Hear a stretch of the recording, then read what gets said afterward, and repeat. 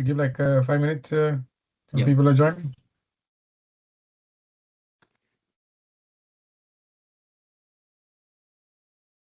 Uh, let's start. People, if they are joining, they're probably joining on the way, right? Um, yeah, okay, cool. Yeah, quick round of introduction.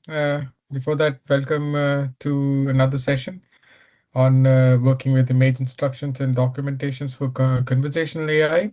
My name is Vineet. I am the CEO of FusionX. Along with me, Dr. Karthik, who's head of our AI services, going to do this session this time. And the idea behind doing this session was basically the experience which we got outside in the market, that how customers are struggling working with documents specifically, which has got a lot of instructions, tables, images, and blah, blah, blah, right? And that's typically the case with all the customers, right? You see lesser text, more of images inside it. Like, for example, some of my customers have instructions in it, some of my other customers have machine details in it, right? And ingesting that in a regular LLMs gets a bit difficult, right? So this is where we thought, hey, this is something which needs to be addressed, and then how do we experiment about it, right?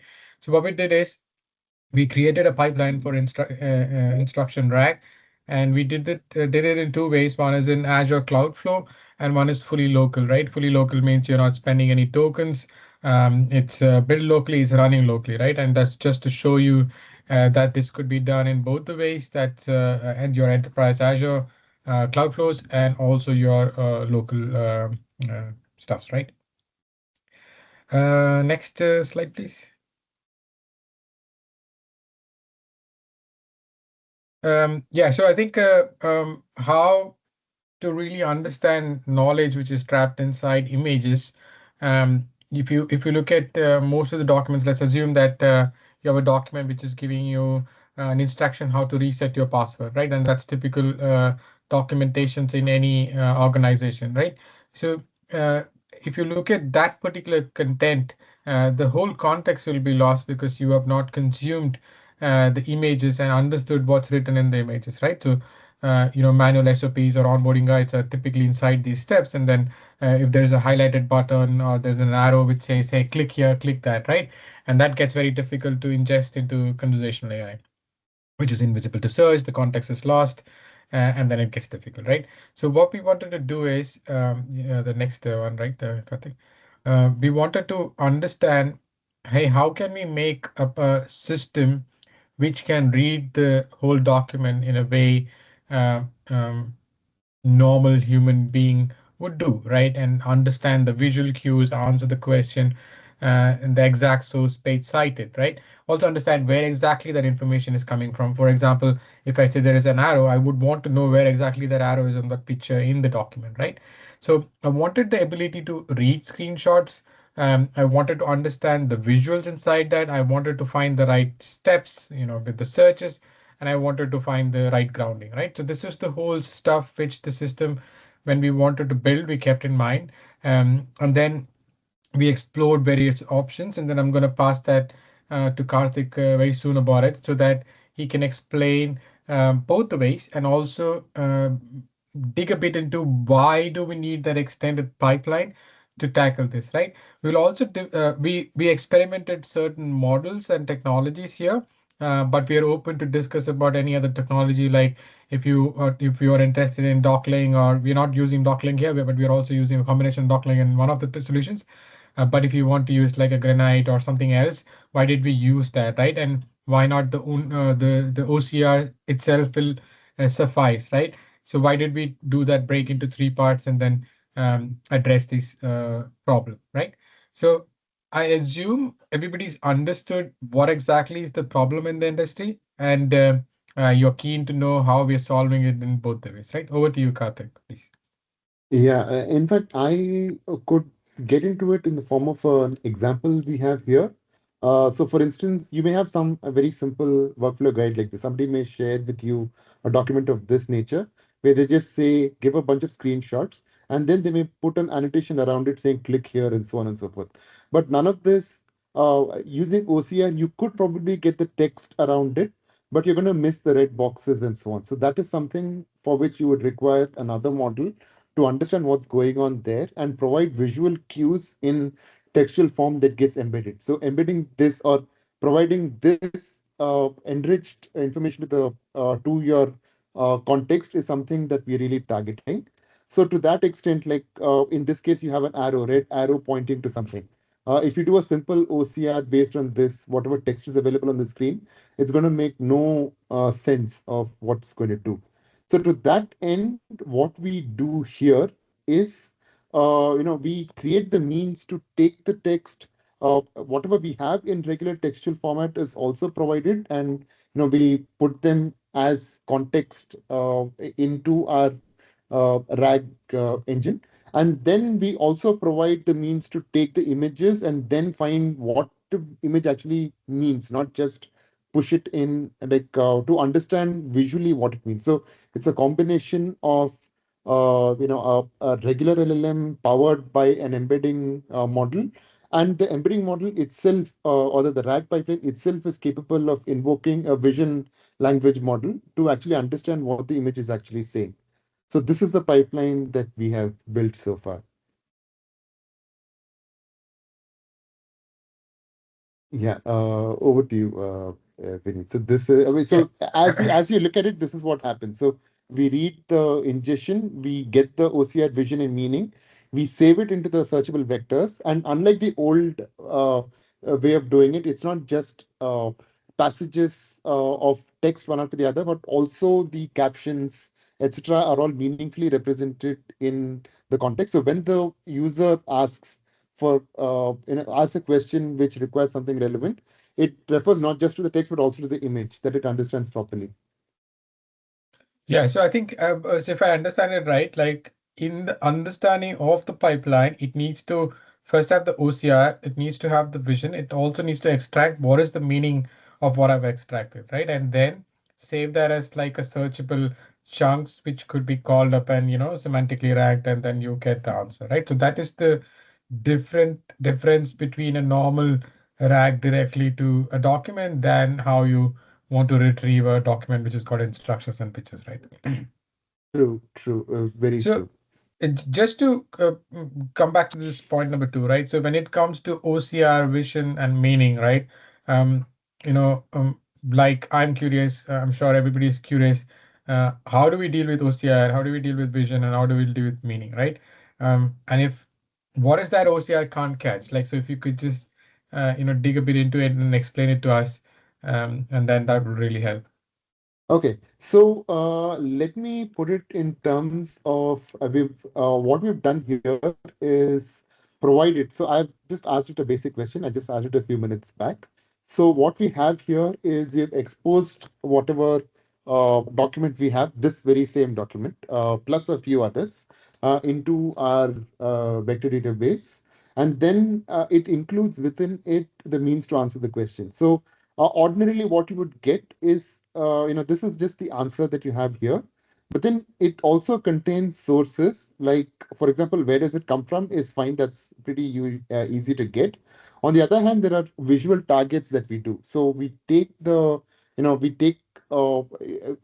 don't identify just the textual chunks. We identify the image captioned chunks as well. So, for instance, if it is simply an image of something that is non-textual, it just understands the image, and then the username or address field is being marked, and there's a red box around it.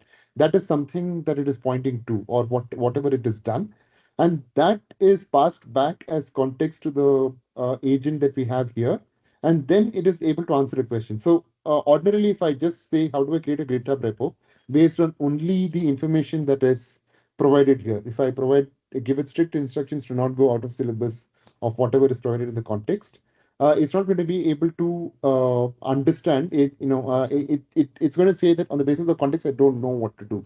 On the other hand, it says click on the new repository because it understands the red box around the new repository option, and then it goes in, and then it takes over with the remaining set of instructions you have there, and then it proceeds to actually give you a much more meaningful response with citable chunks. So what we have here is not the answer is informed by the chunk that we have seen plus the polygons. Like it's also feasible to actually render the image that was used to generate the answer and place that into your conversational context. Yeah, got it. I think, yeah, that's pretty cool, right? Like, I mean, how you said, I'm just curious, like that git add and git commit, which is shown as like a picture sort of stuff. Is that coming from the document? Is there something Copilot created of its own? No, that came straight from the image here. So, for instance, we have the git add and git commit. This is from the textual part of it. So this is all OCR. Although this is straight up taken from the The from document, Azure yeah. Document Intelligence because this is easy to understand. On the other Mhm. hand, these are purely image based and these are pretty well understood as well. Okay, that's great. I'm just for the audience, right? Like, um, when we thought about this problem, what are the various options which we had in mind? And obviously, we went with two options. But just to give a wider perspective, that hey, there are other options too, and why didn't we choose it? So, if maybe we can just brainstorm a bit on that, right? Like, so that it's clear why we chose a combination of this in Azure with the skills and with a combination of uh, Olama or Tockling in the locals as well, right? Yeah. True. Yeah, to this end, right? Like, there's a whole bunch of stuff around this. Like, for instance, if you have to go completely cloud-based, AI search is potentially expensive. It can be fine for certain use cases, but there is a cost associated with it. And creating a large number of indices with large number of PDFs put as context there can be cumbersome. So we want to have options there and also having vision models running all the time that can also be that can rake up quite the token cost. So pushing images and asking GPT-5 to extract context out of it, it costs a way way more than sending it to a local model optimized to run on a CPU, for instance. So that's where the Dockling conversation came in, or the Granite document conversation came in, because those models are small LLM, so to speak, which are actually optimized to run on CPUs as well. So something that can actually run on reasonably sized virtual machines. So or on your own laptop if you want to package it into software basically, so that it sort of it doesn't even need access to the internet there. So you completely contain it within offline software and then plug in very, very small, thrifty models that can actually operate without the need to, push it elsewhere. So you can put it on a mobile. It's only 258 MB in that case if you're using Dockling Granite, for instance. So, these are certain options that we looked around. And then in that case, we explored the possibility of using that same framework. Like, can we build all of this interchangeably without changing the overall functionality, core functionality of it. And as it turns out, it's quite feasible. It's just that the cloud is one managed option, but with this approach also at a smaller scale, it actually ends up being quite effective in its own right. So it gives you the kind of flexibility to sort of deploy it across scenarios and so on. And model is no longer the barrier here, or token costs and so on. Those can easily be managed because most of these things are interchangeable. So if I understand it right, like we went with an architecture, right? Yeah. And what we choose inside the architecture, that is like quite changeable. So those are the options which you have. It's based on, hey, what is your choice? You want to go local, you have a data problem, or you have a cost problem, whatever, right? But overall, the architecture is like, hey, how do I divide this into text tables, OCR stuff, and then how do I get the visual stuff? How do I understand the queue and meaning stuff, right? And how do I combine all of them and then just put it there, right? That's the whole idea about. And I think Yeah. the choice of model varies between something which is a multi-model like a 4.0 or which is basic 4.0 can do the job, and like you said, the Granite or Docklink one which also does similar stuff on the local site, right? That's the idea behind it, right? Yes.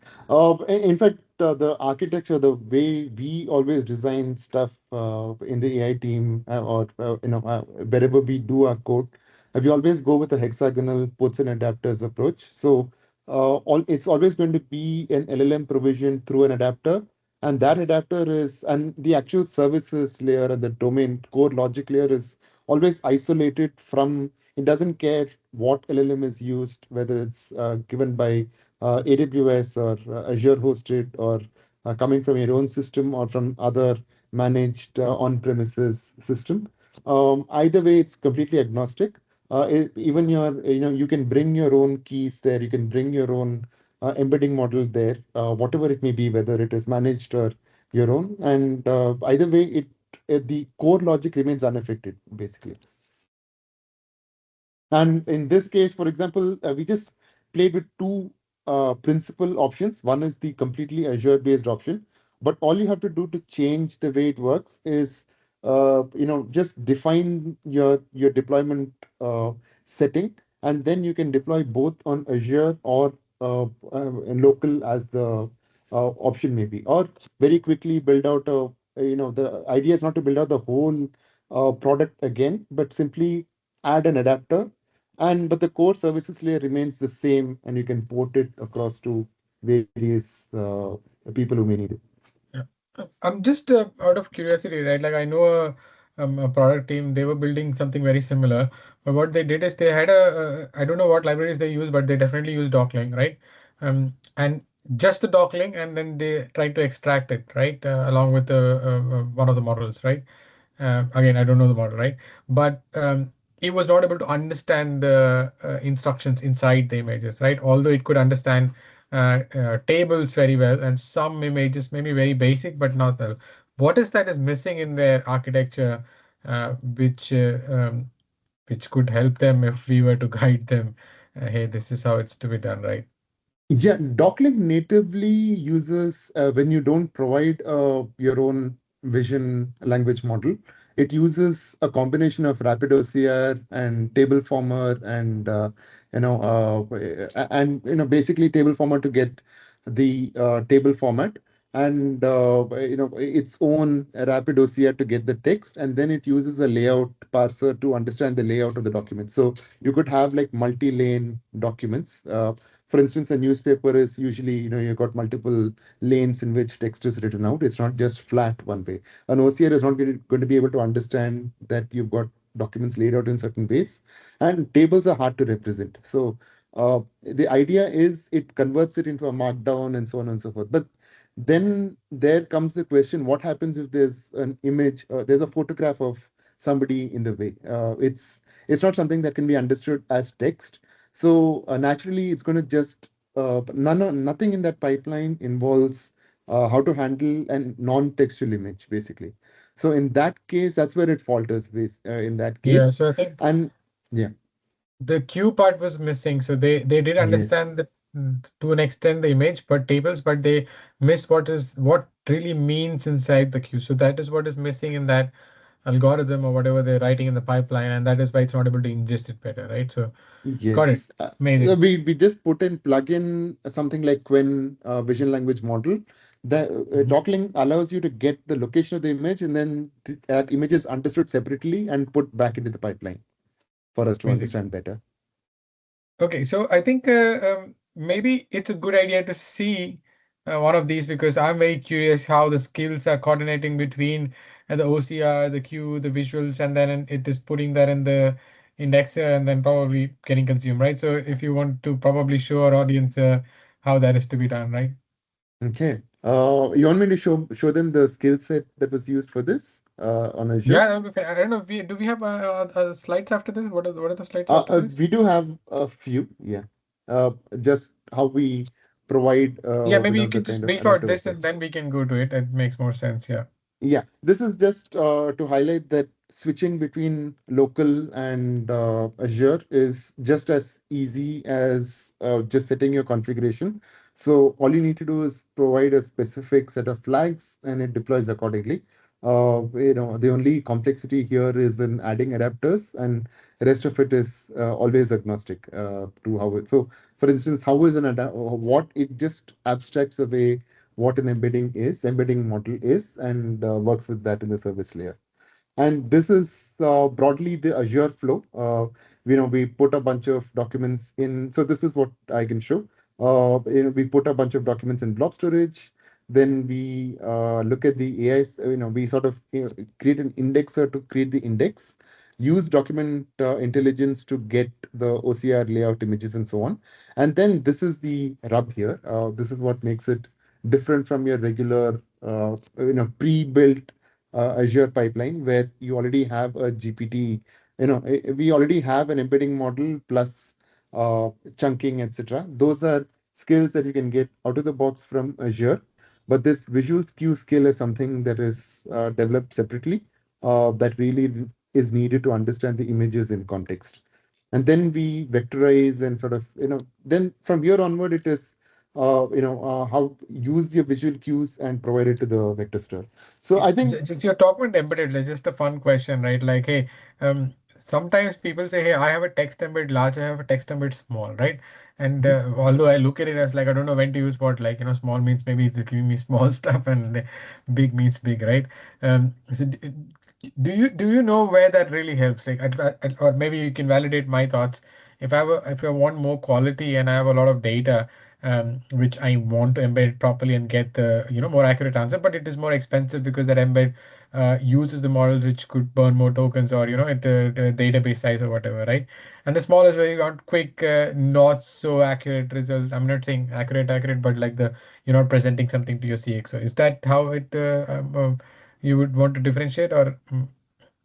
yeah, actually, at least in purely logical terms, the difference between them is it heightens the contrast between very similar words or words used in different Nearby? contexts. For instance, if I say I work at a bank on the east bank of the river or something, it's the same word bank used in two different contexts. So, text embedding large may give you both the first use of the word bank and second use, there may be a bigger distance between the two compared to the small model.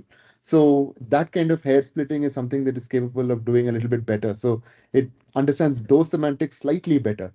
Uh, Whether that's really Understood. necessary for your use case, because if you've got a very well structured, very well written set of instructions, you may be able to get away with Yeah, I text think see, embedding small. the reason I'm saying, like, we work with one of my customers, we work with conversational AI, and every time we get an output, the end customer is like not happy with it. About it. They always say, "Hey, Copilot is better than that," right?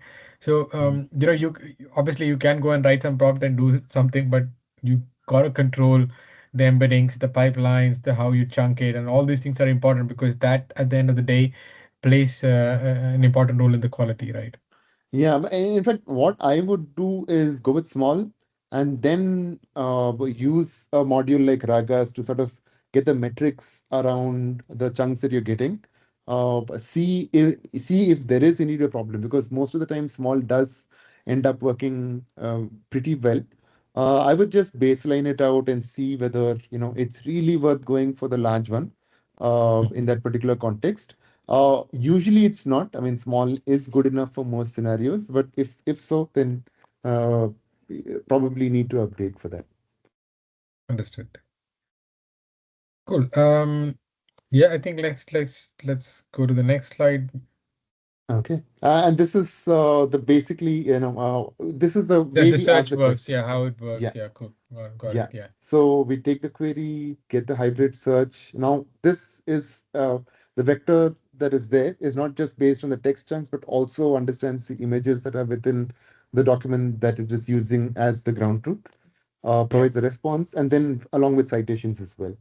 And citations here, by the way, also includes the The image. polygons Yeah. associated with it.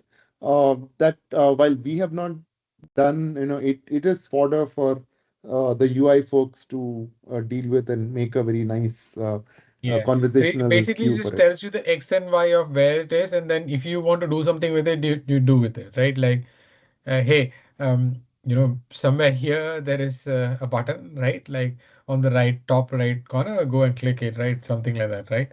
Yeah, yeah. So Yeah.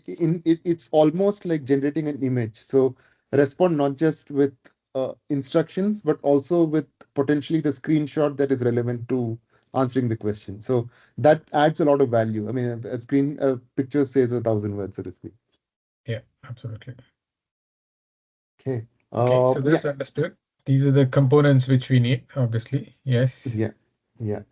So let's before we move on, let me just tell you what it ends up looking like as a result of this. I think you asked for the this will be pretty interesting. So what we do here is we build a bunch of skill sets here.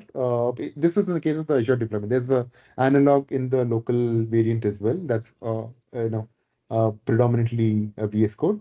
So then we build out now basically the document intelligence layout skill. This is provided by Microsoft. There is nothing. This is out of the box Just an Microsoft OCR, provided typical OCR. Yeah, a pretty typical OCR plus OCR plus plus because yeah. they do have a lot of Intelligence. Yeah. managed intelligence around it as well.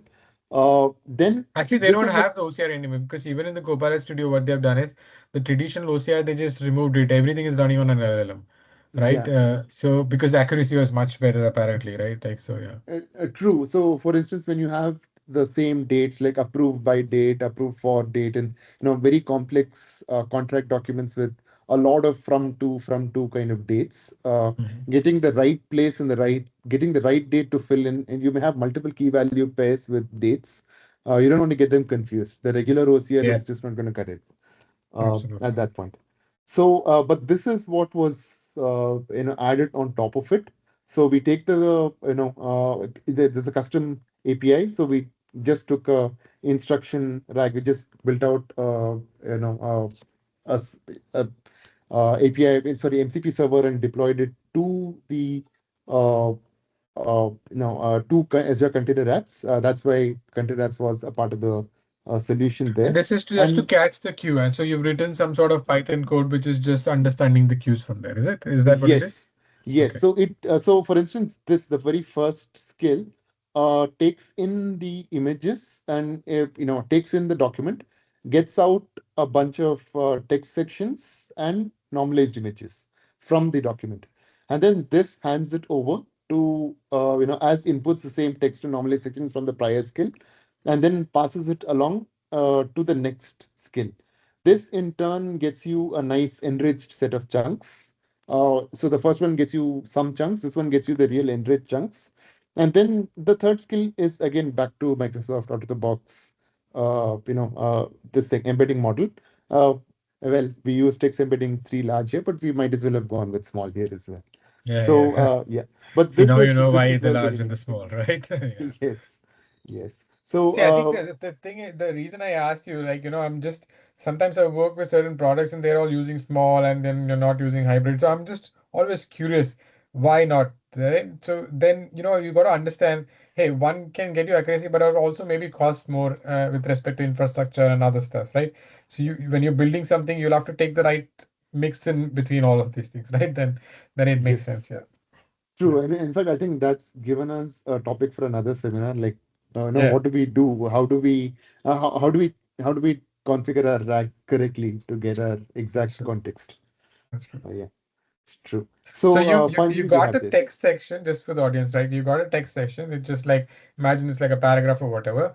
You created a basic embed out of it, and then you pass that to the second skill. The skill's job is to extract the furthermore OCR kind of a thing, and then the third skill is collecting the cues, and that's the final enriched chunk, which will contain no, the location of the image, the actual meaning of the image, and the text if there are, right? And it also contains Yes, the tables, I assume, right? And that's what the this enriched embed has it, right? yes.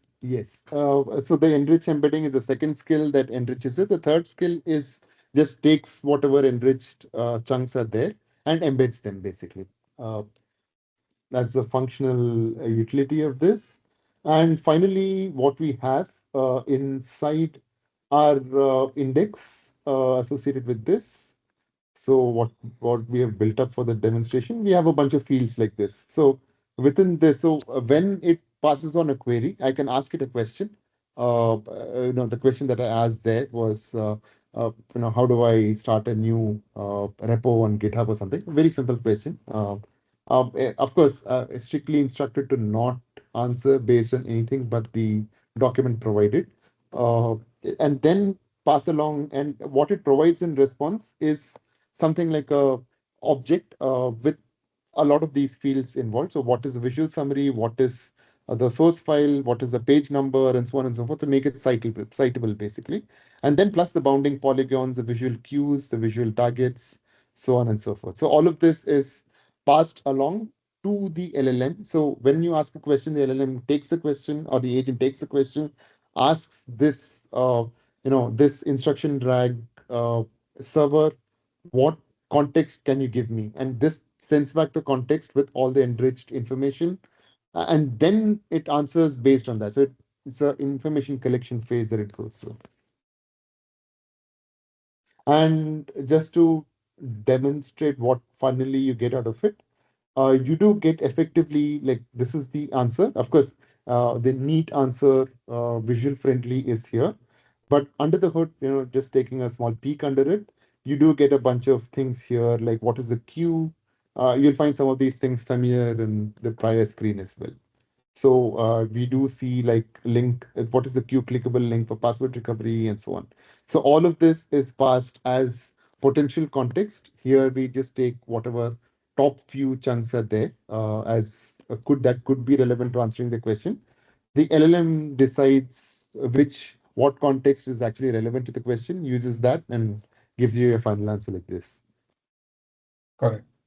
Wait, are we showing the local one, or local one is just conceptually, A understood? local one is conceptually practically identical. Yeah. It's the It's same just exercise. granite and Dockling combination there, the OCR and the queue catching, right? So queue catching is done by granite, is it there? Yes, in that Yeah. case, the queue catching is done by we've used two different models. We've worked around with two, both of which work pretty well. Mhm. The Quen 7B VL, Quen, the Quen is one such model that it's possible to run on a laptop. Uh, I hesitate a little bit to show that because I don't want to suddenly drop out of this call because Yeah, of a yeah, lack of RAM. but it's understood. Yeah. I think great. So I think the whole idea about creating a pipeline and what exactly was missing in the current architecture, which many are trying to implement, and what is the whole reason we have to do this differently, is hopefully understood by people, right? And this is where we thought we will do this session and shed some light on this area, and then try to solve this in various different approaches, right? Um, we want to now probably open up for questions. If anybody from the audience has it, please raise your hand. We would love to maybe discuss if you have any questions around, hey, how to solve something else, maybe we're open to do that as well.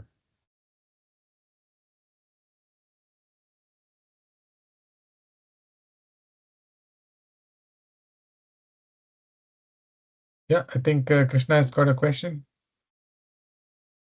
Go ahead, Krishna.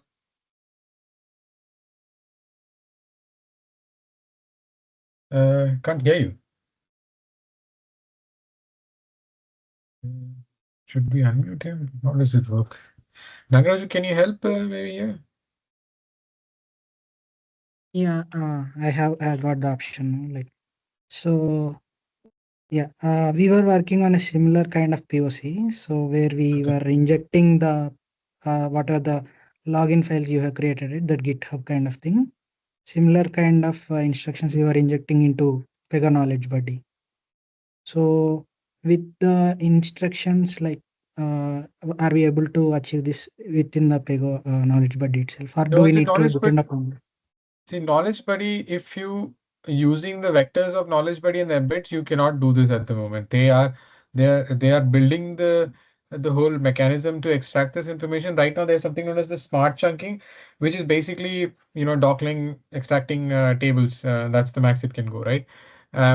If you want to do this still in your Knowledge Buddy, what you can do is you can create an agentic Knowledge Buddy. I mean, agentic agent which has a tool which is connected to an external RAG. So in that case, see here, there's MCP answer instruction question. So you call that MCP and then you'll get the answers, right? So you'll have to do it outside of the vectors of Pega to achieve this. Yeah, in fact, to add to that, you could also directly connect to the AI search backend as well, like Index, yeah, AI cut the search. MCP out altogether. I Yeah, mean, yeah. I the was just curious why MCP. there's an MCP. Yeah, Actually, I use MCP only when I want the agent to decide when to use RAG and when not to. So it's like don't enforce it. So you got multiple ways agentic to do it. RAG Understood. Yeah, interfaces.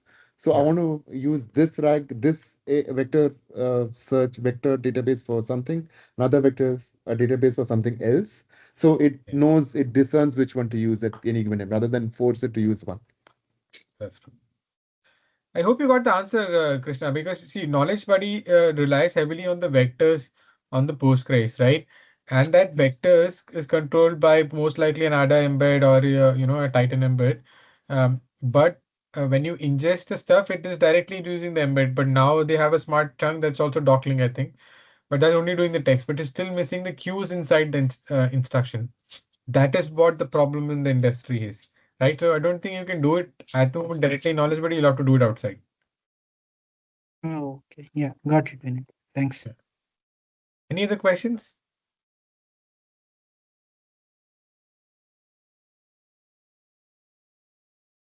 Okay, looks like no other questions. Um, yeah, I think if no other questions, I mean about this, if you want to ask something else, Laksha has got a question. Yeah, nice. Don't throw a difficult question, Laksha. Yeah, go ahead, Oh Laksha. no, no. I actually just wanted to ask if this is Mhm. recorded. I could not It is join in recorded. time. We were sort of, you know, meeting. It is Okay, it recorded. is Anyways, cool. we're gonna implement this at our customer, so we will do it Yeah. do it the same, right? Because the customer me and Lakshay are working on, they also have a similar problem with the images. They have machine images in the document, so it Mm, needs to be extracted as well, right? And that has those exactly. arrows. Yeah, hey, these are the screws and everything, right? So I don't know how far we can do it. Probably we need Karthik's help there, but we'll figure it out. Yeah. Yeah, but in fact, we could expand this idea way more than this as well. Like, just to add a little bit of context, we're talking about images and text, but in principle, the kind of it's if it's a question of building out more skills, Mm, a skill to understand audio, a skill to understand video, a skill to understand to a understand lot of images. other stuff can be put in. And the applications, it's just looking for waiting for an application to turn up. In the real world, something concrete that where it can actually be used well, and we can do that. Yeah, absolutely. I mean, that skill plays an important role in extracting information from anywhere, right? Like, and I mean, normally the Mm, 4O is multimodal, so it can also understand probably audio, is it? Yeah, I don't know. Maybe, yes, right? Um, I think there are audio specific models, or we can the skill could be simply a matter of converting it into images, tech. or sorry, into text and Yeah, proceeding with that. But then just package that. Something as simple as that could do Yeah, wonders. got it. Like a WhatsApp conversation with audio involved in it, or a video with subtitles, so you understand frame by frame, and then you mm, have Yeah, subtitles understanding, so you can actually get a proper understanding of a bunch of video as well. got it. I think there's another question. Krishna Kumar, do you want to ask that question? Hi. I mean, I have joined literally 5 minutes ago due to overrunning call. Oh, I okay. haven't got a like a full gist of this. I have one question which I am currently working on. Is like any industry the industry I come from, I work in insurance, so it's a lot of document heavy. Right, so like we deal with the like images, documents, and PDFs, and also sometimes now we get like a lot of zip files with a lot of nested documents and stuff. So it's a two-way problem. One is like looking at like a Pega, like I see like there's a matrix of like supporting like straightforward things like a PDF images, and and the documents, which is straightforward thing. But if you go deep dive, the solving the real hard problems is like having a nested documents comes with a, or emails attached with the nested emails. You have zip documents will have like combination of documents, so that's where the harder problem lies, and the enterprises problems are like. And I want to know like how with one whether we can able to solve these things within the Pega GenAI capabilities, or if we can't solve this, like how we can, take this information document intelligence problem outside of the Pega, like in Azure, and then have that interface between Pega and the Azure. So any thoughts or any suggestions that would be massively helpful. Thank you. So if I understand your question, you asking that if there are like documents which is not really PDF, but there's like some email which is printed into PDF, or like some zip files and other kind of stuff. Is that what Okay, the yeah, question? yeah, absolutely. So we receive, bunch of documents, nested documents in the form of zips and zip formats, and then like a lot of emails attached within the email. So how do we solve those sort of scenarios? Whether we can solvable in Pega, but by looking at, based on my research, it doesn't is able to No, solve. I think Then in definitely you cannot do it on Pega for sure. okay. What company are you from? I don't want to. I don't want to disclose it in Okay, the okay, all wild. So right, no problem. Yeah, so see, you can't do it in Pega for sure because, like I said, it works probably well with PDF directly. I don't know. Maybe Karthik, do you have an idea about zip? I mean, what is running my head? First, extract it and put it somewhere. I don't know if zip is consumed because zip is encoding, right? And unless you Yeah. decode it, you can't embed it as well, right? So that's what I'm thinking. Yeah, I think for that we would have to tailor make it from what I understand. So if the zip happens to contain a bunch of, say, a bunch of PDFs or documents or HTMLs or something, then or Hmm. CSVs, then maybe, but then that would need to be tailor made to fit the solution. Or if you're working with a .eml, so I can see how you could sort of extract it using something like Python or something within a container. Just build out a service to do that, and Yeah. then treat each one of them within using whatever services we have developed I think for so. So if RAG, I etc. let's say if I have I spin up a container or a sandbox, right, which has got a Python library, which is the first skill which gets called, which goes and unzips everything and gets the whole thing in a particular format I need. Then the second skill is called to go one by one on those items and then extract the text, right? So this could probably play along. I don't know. Maybe Yeah. yes.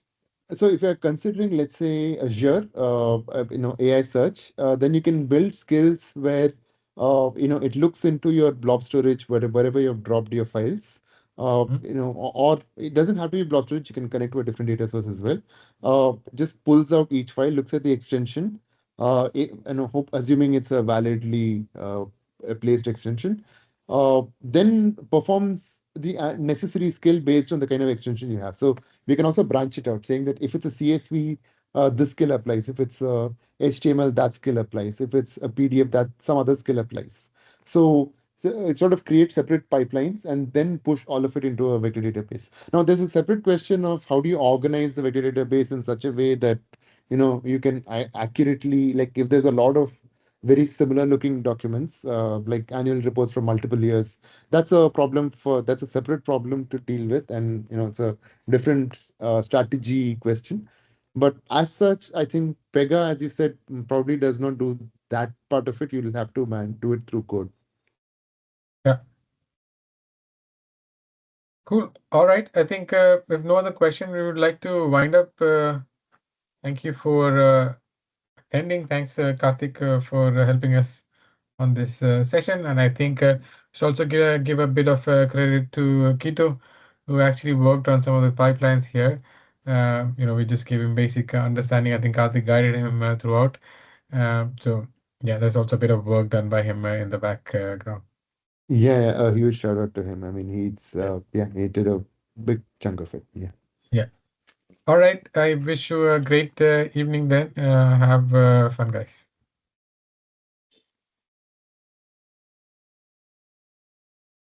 Yep. Thank you. Thank you.